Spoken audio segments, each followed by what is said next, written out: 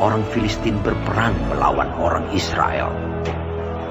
Orang-orang Israel melarikan diri dari hadapan orang Filistin, dan banyak yang mati terbunuh di pegunungan Gilboa.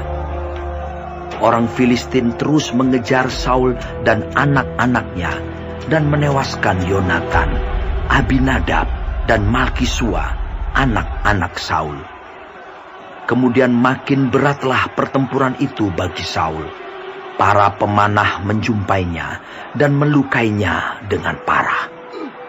Lalu berkatalah Saul kepada pembawa senjatanya, "Handuslah pedangmu dan tikamlah aku, supaya jangan datang orang-orang yang tidak bersunat ini menikam aku dan memperlakukan aku sebagai permainan." Tetapi pembawa senjatanya tidak mau, karena ia sangat segan. Kemudian Saul mengambil pedang itu dan menjatuhkan dirinya ke atasnya. Ketika pembawa senjatanya melihat bahwa Saul telah mati, ia pun menjatuhkan dirinya ke atas pedangnya, lalu mati bersama-sama dengan Saul. Jadi Saul, ketiga anaknya, dan pembawa senjatanya, dan seluruh tentaranya sama-sama mati pada hari itu.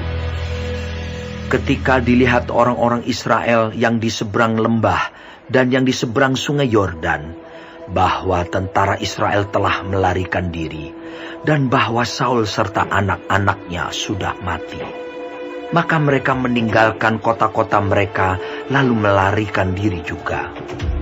Kemudian datanglah orang Filistin dan menetap di sana.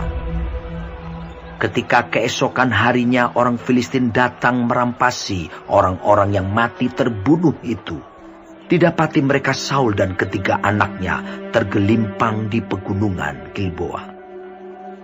Mereka memancung kepala Saul, merampas senjata-senjatanya, dan menyuruh orang berkeliling di negeri orang Filistin untuk menyampaikan kabar itu di kuil berhalanya dan kepada rakyat.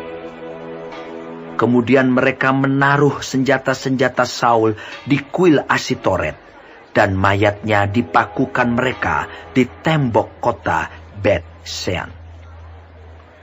Ketika penduduk Yabes Gilead mendengar tentang apa yang telah dilakukan orang Filistin kepada Saul, maka bersiaplah segenap orang gagah perkasa.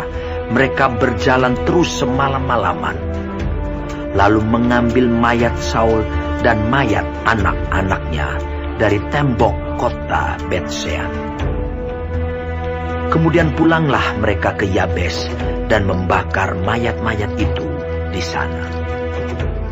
Mereka mengambil tulang-tulangnya lalu menguburkannya di bawah pohon tamariska di Yabes. Sesudah itu berpuasalah mereka 7 hari lamanya.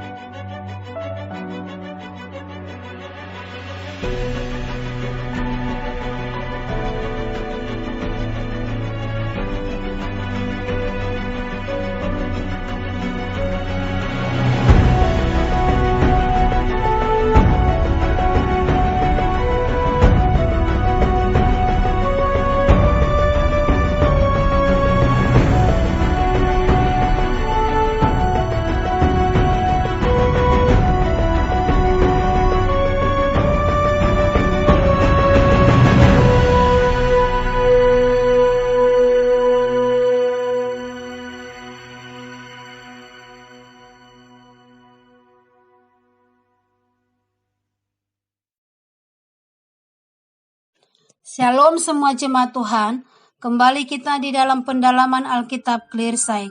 Sekarang kita sudah memasuki kitab terakhir dari kitab 1 Samuel, yaitu 1 Samuel 31. Tuhan Yesus memberkati. Kitab 1 Samuel ini ditutup dengan kisah tragis di mana bangsa Israel mengalami kekalahan, kematian putra-putra Saul dalam peperangan, dan bagaimana Saul mengakhiri hidupnya. Saul bunuh diri karena ia tidak mau ditangkap hidup-hidup oleh musuhnya. Ia tidak mau dipermalukan oleh mereka. Satu babak dalam sejarah kerajaan Israel selesai. Babak baru akan segera dimulai, yaitu Daud sebagai raja Israel. Saul meminta pembawa senjatanya untuk membunuhnya, tetapi pembawa senjatanya menolak untuk melakukannya. Saul berpikir jikalau dia mati tidak di tangan musuh, tentu tidak akan dipermalukan. Benarkah kematian Saul dengan cara seperti ini terhormat? Kita membaca bahwa pada akhirnya mayat Saul dipermalukan oleh orang Filistin. Akan tetapi kisah ini ditutup dengan tindakan kepahlawanan penduduk Yabes Gilead yang menyelamatkan mayat Saul dari dipermalukan lebih lanjut oleh pasukan Filistin. Tindakan penduduk kota tersebut menunjukkan penghormatan mereka kepada sang raja yang diurapi Tuhan, yang walaupun dalam banyak aspek kehidupannya gagal secara menyedihkan, Daud juga tetap menghormati Saul sebagai raja Israel sehingga menangisi kematiannya. Kematian memang realita yang tidak bisa dihindari oleh siapapun. Demikian juga kita tidak bisa memilih cara kematian kita. Akan tetapi cara kematian tidak terlalu penting, tetapi yang jauh lebih penting itu ialah bagaimana kita mengisi hidup kita ini selama hidup ini dipercayakan oleh Tuhan. Amin. Tuhan Yesus memberkati.